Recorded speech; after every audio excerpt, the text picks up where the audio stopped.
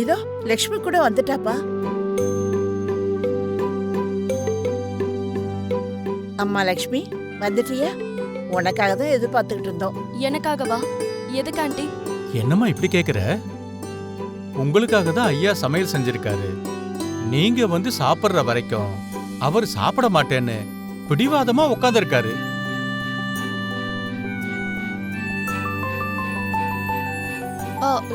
என்ன அர்ஜுன், தேவையில்லாம எனக்காக எதுக்கு எதிர்பார்த்துக்கிட்டு இருக்கீங்க? நான் ஏதாவது ஒரு டைம்ல வந்து சாப்பிட்டுப்பேன்ல. பரவாயில்ல, இருக்கட்டும் லக்ஷ்மி. அதான் இப்ப வந்தாச்சுல, வா சேர்ந்து சாப்பிடலாம். நான் செஞ்ச சாப்பாடை நானே பரிமாறினாதான் அது எனக்கு ரொம்ப பிடிக்கும். நான் எல்லாத்தையும் ரெடி பண்ணி வைக்கிறேன், நீங்க வந்துருங்க. ஆனா நீங்க என் கூட வாங்க. வாங்க. நீங்களாவது அர்ஜுன் கிட்ட சொல்லிருக்கலாம்ல ஆண்டி.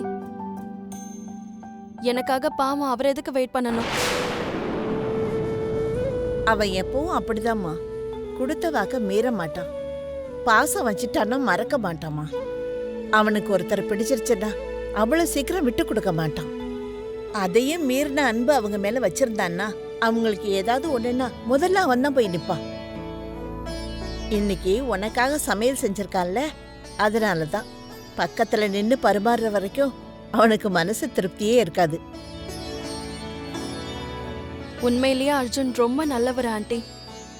எல்லாருக்கும் உதவி செய்யறாரு. யாருக்கு என்ன வேணுமோ அதையும் பாத்துக்கிறாரு. நேரத்தை கடைபிடிக்கிறாரு. சின்சியரா வேலை பாக்குறாரு. அதனாலதான் அவர் இந்த அளவுக்கு உயர்ந்து நிக்கிறாரு. நீ சொன்னது 100க்கு 100 உண்மைமா.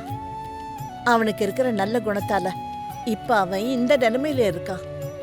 ஆனா என்ன, ஒரு பொண்ணோட காதல்ல விழுந்தப்ப அவ பாதியில விட்டுட்டு போனதால, குடிப்பழக்கம் அதிகமாகி போதையிலே இருந்ததால கொஞ்ச நாள் எங்களை ரொம்ப கஷ்டப்படுத்திட்டான். நீ வந்த பிறந்தா அவன் குடிக்கிறதையே விட்டுட்டான். இப்ப பழைய குணம் திரும்ப வந்துருச்சு. இவ்ளோ நல்ல மனுஷனை நீங்க அப்படியே விட்டுருவீங்களா? அவருக்கும் கல்யாணம் பண்ணிக்கணும், புள்ள குட்டிங்களோட சந்தோஷமா இருக்கணும்னு ஆசையா இருக்கும்ல.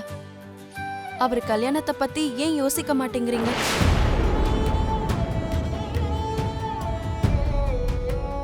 அந்த கல்யாணத்தை பண்ணி வச்சிட்டீங்கன்னா அவர் இன்னும் சந்தோஷமா இருப்பாரு.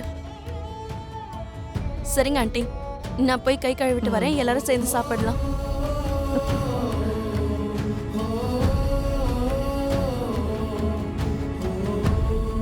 அம்மா, லக்ஷ்மி அம்மா என்ன சொன்னாங்கன்னு பாத்தீங்களா?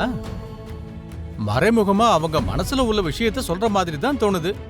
அப்படியே உனக்கு தோணுது? ஆமாங்கம்மா, நம்ம அர்ஜுன் தம்பி லக்ஷ்மி அம்மாவை விரும்புறாருன்னு லக்ஷ்மி அம்மாவுக்கு தெரிஞ்சிருக்கும்னு நினைக்கிறேன்.